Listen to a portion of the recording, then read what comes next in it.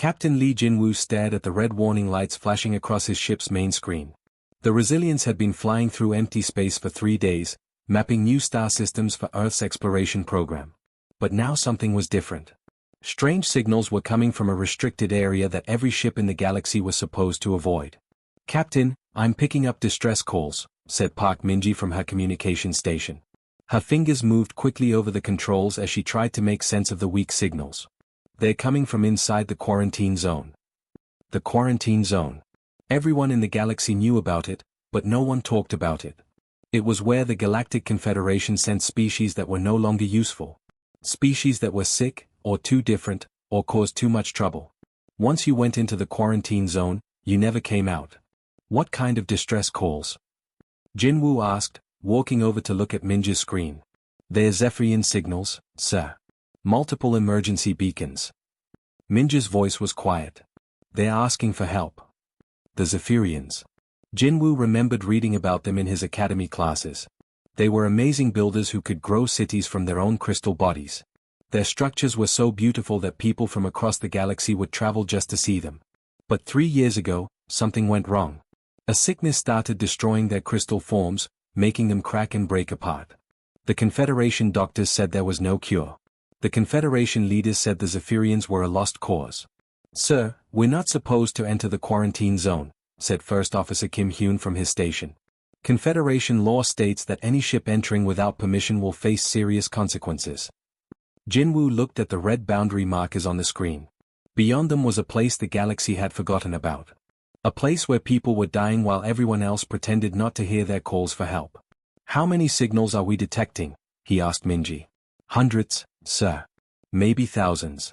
They're coming from at least 12 different locations." Engineering Chief Choi Dae looked up from his station. "Captain, my sensors are showing massive structural failures in that area. Whatever's out there, it's falling apart." Through the front window of the ship, Jinwoo could see distant lights flickering in the darkness. Those lights had once been proud cities floating in space, home to millions of Zephyrians. Now they were refugee camps where a dying species waited for the end. The Galactic Confederation was made up of the most powerful species in known space. The Draknari were fierce warriors who conquered planets and built huge armies. The Veltans were master traders who controlled most of the galaxy's commerce. The Syntharks were brilliant scientists who created incredible technologies. They all had one thing in common: they only cared about species that could help them become more powerful, more wealthy, or more advanced. If you couldn't fight for the Draknari, trade for the Veltans, or invent for the Syntharks, then you had no value. And if you had no value, you were sent away. "Sir, what are your orders?" Kim Hyun asked. Jinwoo thought about his training at Earth Space Academy. They had taught him about following regulations, about not interfering with galactic politics, about keeping humanity safe by not making enemies. But they had also taught him about humanity's core values.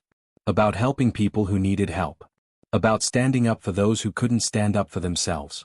"Captain," said Dr. Song Hannah from the medical station, "if those are really distress signals, then people are dying out there." "People the galaxy has already given up on," added Security Officer Yoon Sora. Jinwoo walked back to his command chair and sat down. He looked at his crew, good people who had signed up to explore the unknown and help humanity learn about the universe. They weren't soldiers or politicians. They were explorers and scientists and doctors who believed that knowledge should be used to help others. "The Confederation abandoned them," he said quietly. "The Draknari probably caused their problems in the first place to steal their worlds. The Veltans won't trade with them because they are not profitable anymore. The Syntharks don't study them because they can't contribute new technology." "So what do we do?" asked Minji. Jinwoo stood up and walked to the front window.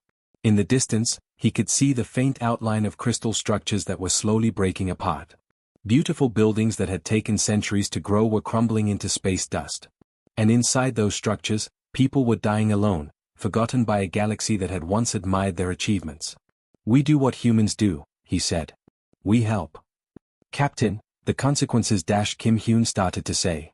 "Will be worth it if we save lives," Jinwoo finished. "Set course for the nearest station. We're going in." The bridge was quiet for a moment. Then Minji smiled and began plotting their course. Choi Dae started checking the ship systems. Dr. Song prepared her medical equipment.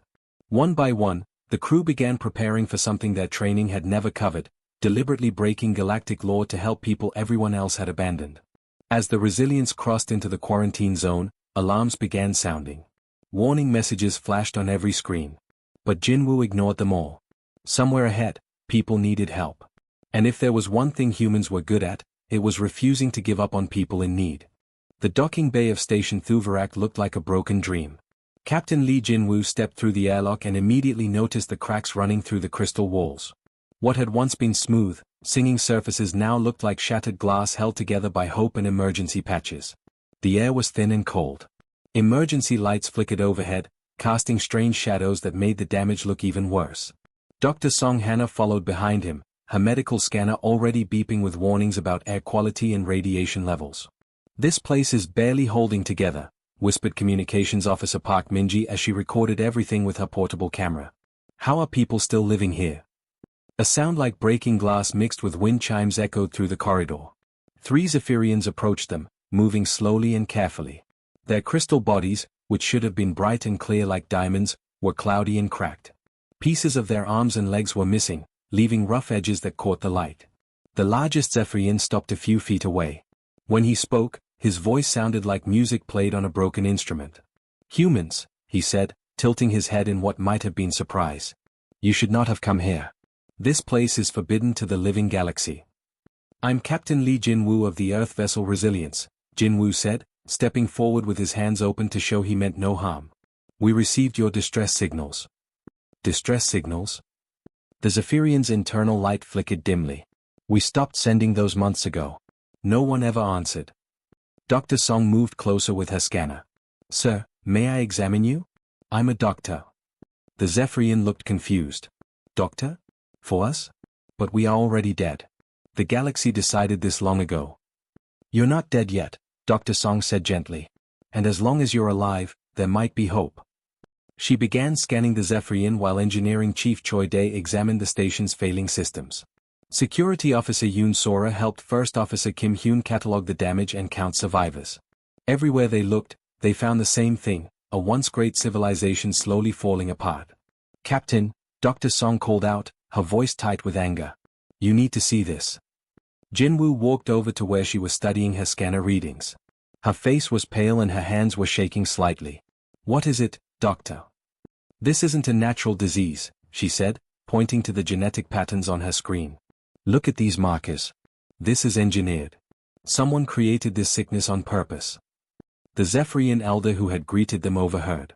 His light grew brighter for a moment, but not with hope, with rage. "You can prove this." "The genetic markers don't lie," Dr. Song said. "This is a bioweapon designed specifically to attack Zephyrian crystal biology. Whoever made this knew exactly how your species worked." "The Draknari," the elder said, his voice like grinding stone. "They wanted our worlds. Beautiful worlds with rare crystals perfect for their weapons. But they could not take them while we lived there." Choi Dae looked up from a broken control panel. "Captain, this station was designed to support 10,000 people. My scanners show maybe 300 life signs." 300, the elder repeated sadly. "We were 12 million on this station alone, before the sickness came. Across all our stations, we numbered in the billions." The weight of those numbers hit the human crew like a physical blow. Billions of people reduced to thousands, dying slowly in broken ships while the galaxy pretended they didn't exist. "Where did the others go?" asked Minji quietly. "Some died quickly when their bodies shattered completely. Others chose to end their suffering rather than wait for the slow death. A few took ships and flew them into stars, singing death songs as they went." The elder's light dimmed. "We who remain are either too stubborn or too weak to choose our own endings." Dr. Song was studying her scanner readings more carefully. "The bioweapon is designed to break down your crystal matrix, but it's not perfect. Some of you are naturally resistant. Others are fighting it off longer than expected." "Can you cure it?" asked a younger Zephyrian who had been listening nearby. Dr. Song hesitated. "I don't know yet. But I won't stop trying." Kim Hyun approached with his survey pad. "Captain, we've identified 11 more stations in this sector alone. All showing similar damage patterns and life sign readings. If Dr. Song is right about the total population. Hundreds of thousands of survivors," Jinwoo finished. "All of them dying slowly. All of them abandoned by those who could help," added the elder. Yoon Sora had been exploring deeper into the station. When she returned, she was carrying a small crystal sculpture, a work of art that showed a beautiful city floating among stars. But even this tiny sculpture was cracked and beginning to crumble. I found thousands of these in what used to be an art gallery, she said. Their whole culture is literally falling apart. Dr. Song closed her scanner and looked directly at Captain Jinwoo. Sir, I need to contact Earth immediately. This bioweapon is sophisticated, but it's not impossible to cure.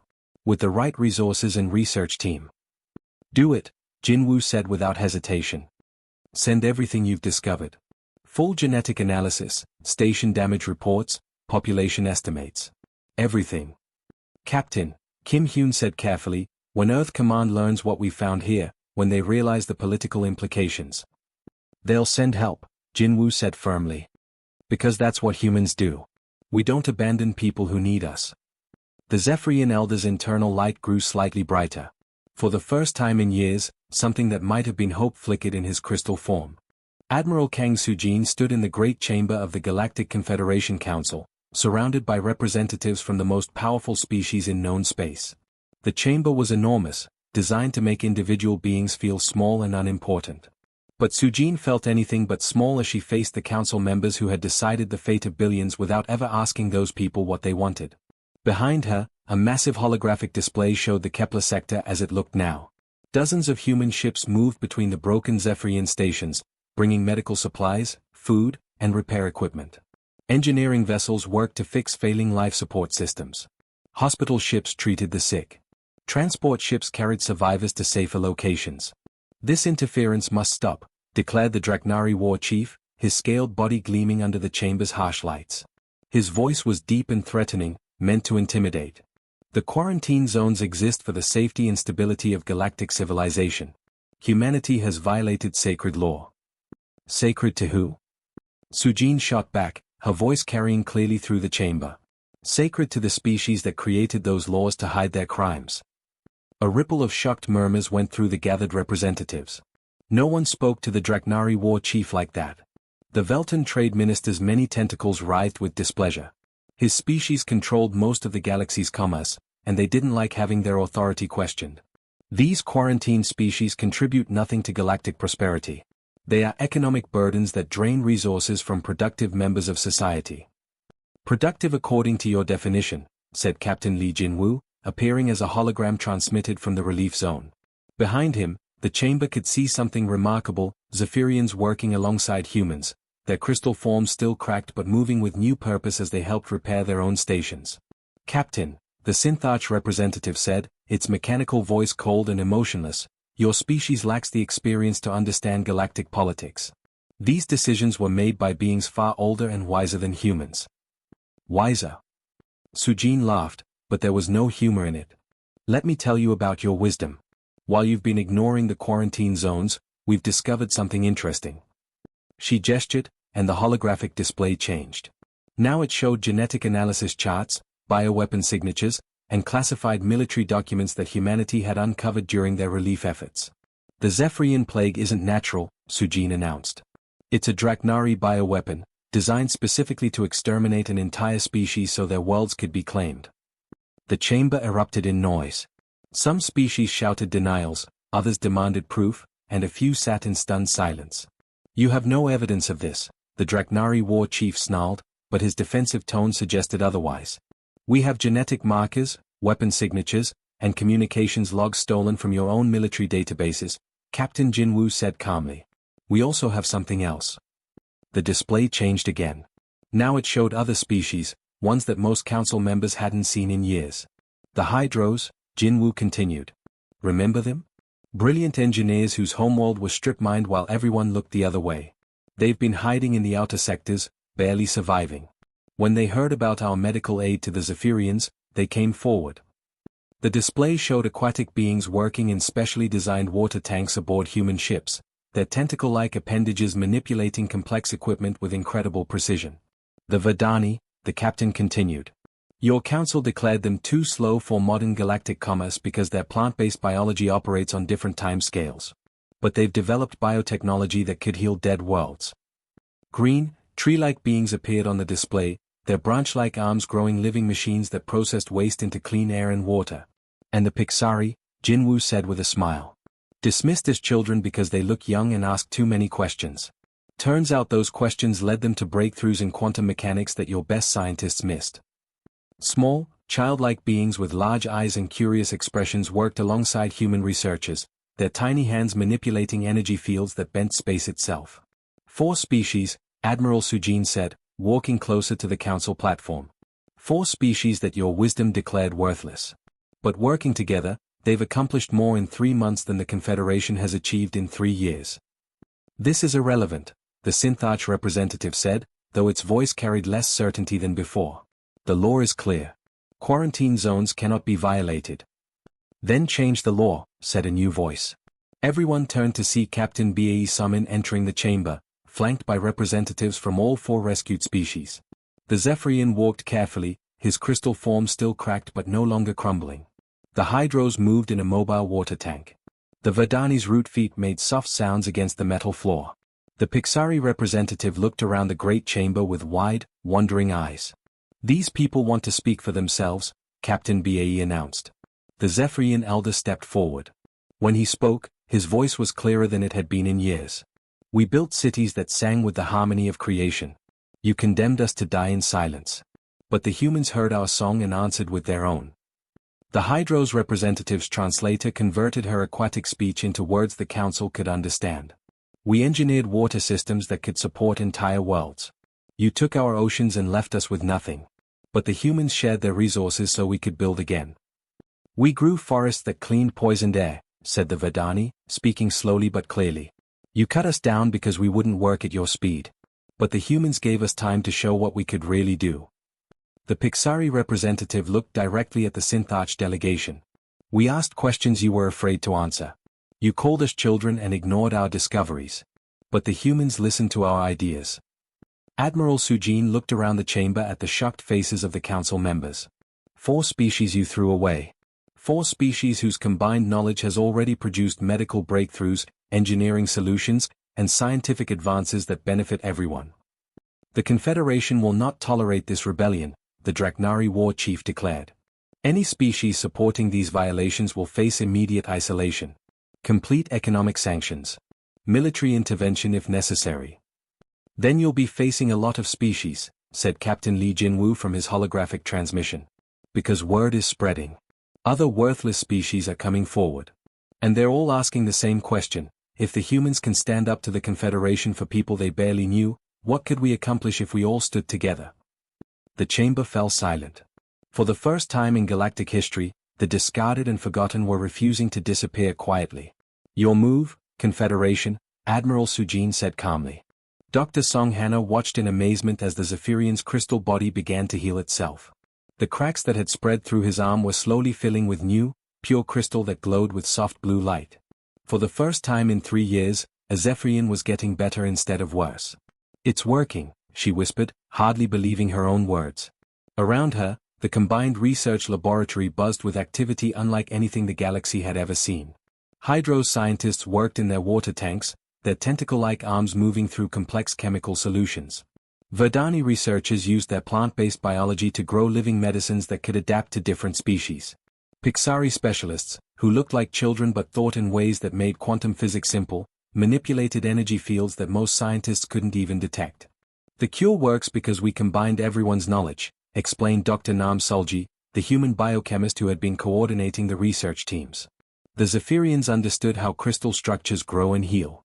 The Hydros knew how to process biological materials in liquid solutions. The Verdani could grow medicines that change themselves based on what each patient needs. And the Pixari showed us how to work at the quantum level where the bioweapon actually attacks the cells. The Zephyrian patient, whose name was Kelvek, stood up slowly and examined his healing arm. His internal light was brighter than it had been in years. I had forgotten what it felt like to be whole, he said, his voice like clear bells instead of broken glass. Dr. Song smiled and made notes on her medical pad.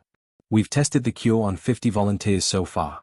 It works on everyone, though some heal faster than others. The best part is that once you're cured, you can never catch the bioweapon again.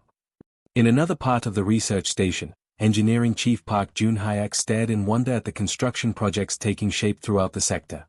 These weren't normal buildings made of metal and plastic. These were living structures that grew and changed based on what their inhabitants needed. "Look at this," he said to his human engineering team. "The Zephyrians grow the basic crystal framework, which provides structure and protection. The Hydros create flowing water systems throughout the structure for life support and transportation. The Verdani add living walls and ceilings that produce fresh air, food, and medicine. And the Pixari use quantum fields to make the whole thing bigger on the inside than it is on the outside." Chief Engineer Choi Dae examined a section of wall that was definitely both crystal and plant at the same time. "It's like they're not building cities," he said in amazement. "They're growing them." "Better than building," corrected a young Verdani named Silas, whose branch-like arms were carefully tending to a section of living ceiling. "Built things break and need fixing. Grown things heal themselves and get stronger over time." Communications Officer Park Minji was documenting everything when her equipment started receiving urgent transmissions. "Captain Lee," she called out, "we're getting priority messages from the sector boundary. Multiple ships incoming." Captain Lee Jinwoo, now commanding the flagship of humanity's growing rescue fleet, studied the tactical display with growing concern. "How many ships, Minji?" 50 confirmed Draknari warships, sir. More arriving every hour. They are broadcasting on all frequencies, calling this a cleansing operation to remove diseased elements from galactic space. The bridge fell silent.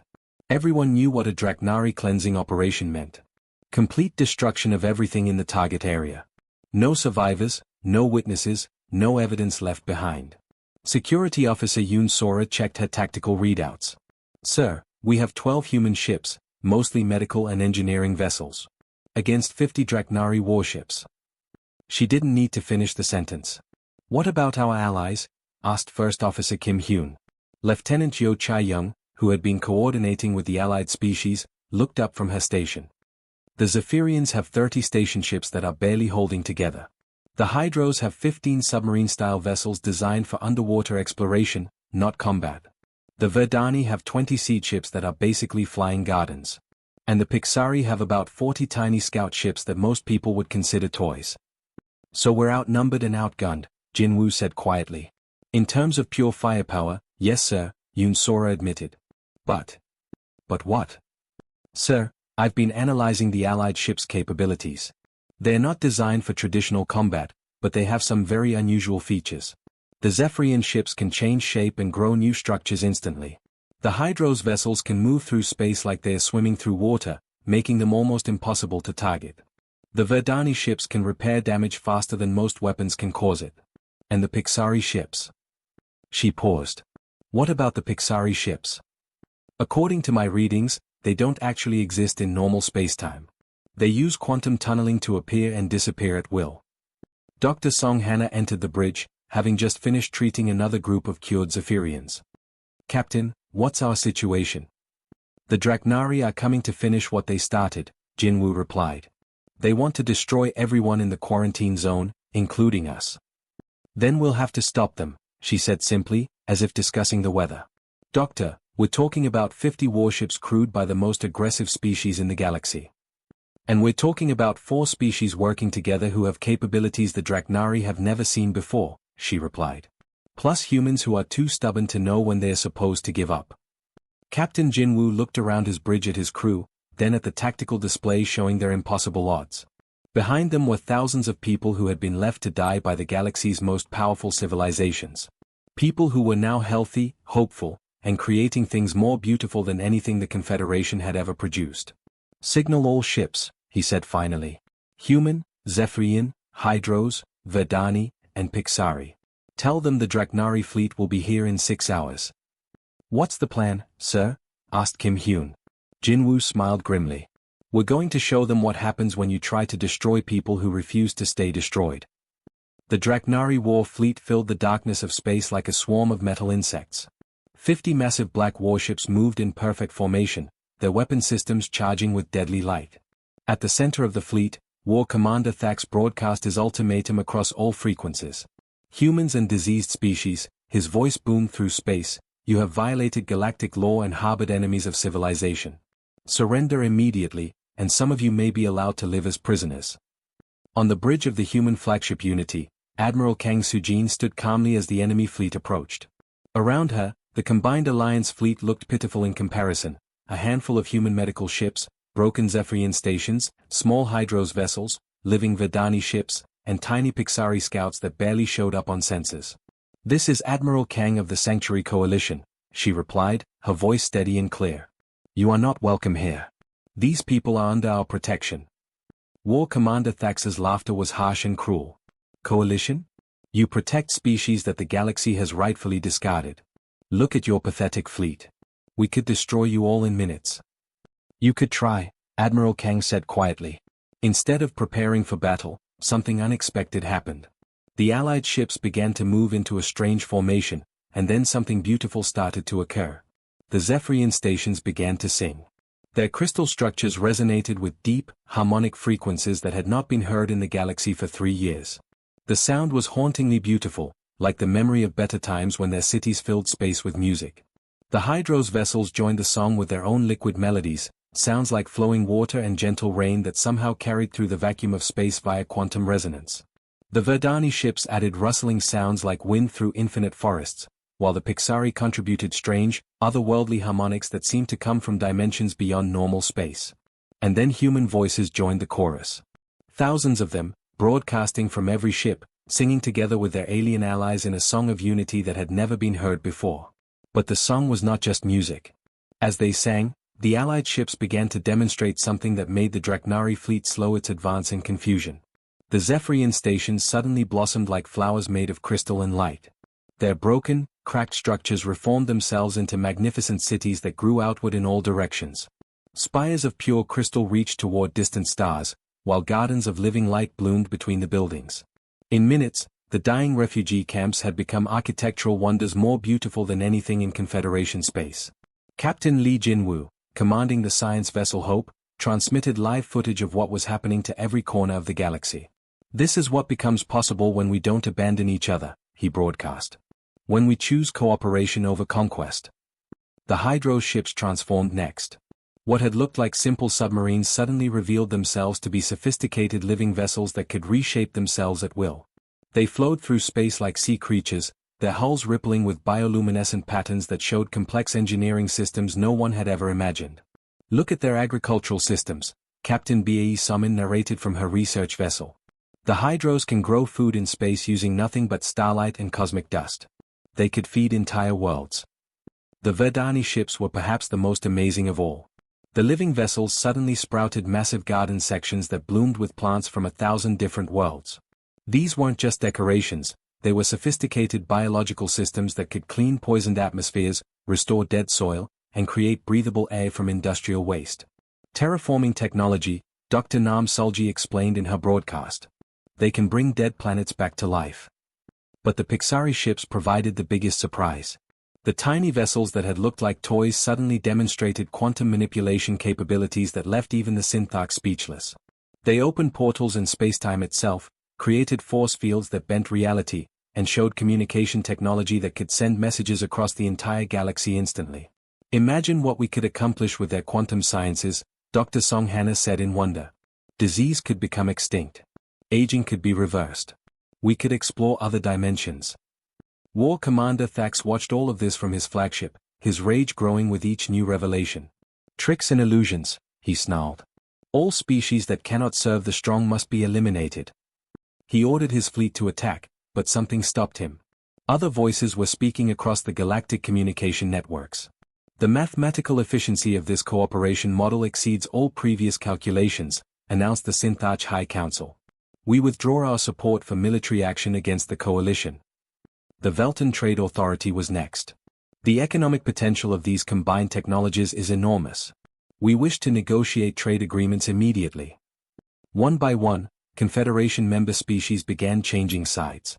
Even some Draknari ships powered down their weapons as their crews realized they were being ordered to destroy something incredibly valuable. Years later, Captain Lee Jinwoo walked through New Haven Station, the Coalition's first permanent home. The station was a miracle of combined technologies, crystal spires that sang with Zephyrian harmonics, water gardens maintained by Hydros engineers, living walls that bloomed with Verdani plants, and quantum laboratories where Pixari scientists worked alongside researchers from dozens of species. In the Central Park, children from many different species played together. A young human boy named Kim Min-soo chased a Pixari friend through corridors that changed color with their laughter. Hydro's youngsters splashed in streams while Verdani children grew flower crowns for their Zephyrian playmates. The galaxy cast them aside, Dr. Song Hana said, joining Jinwoo at the observation deck. But we stood beside them. And look what we built together, Jinwoo replied, watching the children play. The Sanctuary Coalition had grown to include over 100 species, all those the Confederation had deemed worthless, dangerous, or inconvenient. They had proven that cooperation created more value than conquest, that diversity generated more innovation than conformity, and that compassion built stronger civilizations than fear. In the end, humanity's greatest gift to the galaxy was simple: the idea that everyone deserved a chance to contribute, to belong, to thrive. No one had to face their struggles alone.